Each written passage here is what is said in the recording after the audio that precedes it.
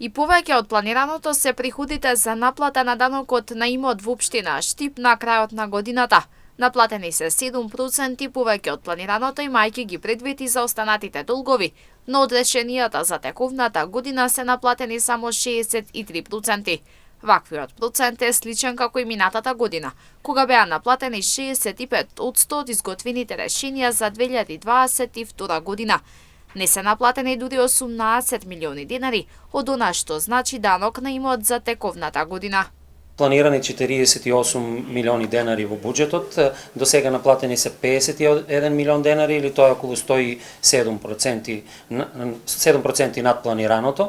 Во однос на решенијата од 2023 година, до сега се наплатени 63%, односно од 48 планирани милиони денари, наплатени се 30 милиони денари. И сакаме да апелираме до граѓаните, оние кои што не си ги платиле своите даночни обврски, да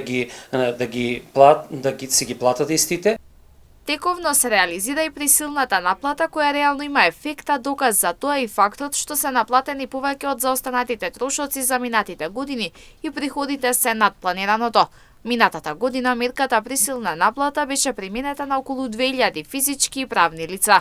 Моментот, како и претходната и оваа година, значи си тече процесот на присилна наплата постојано. Сите оние кои што не ги платиле обврските за данок на имот од претходните години, се изготвуваат решенија, се доставуваат до обврзниците и потоа се доставуваат до банка за наплата по истите.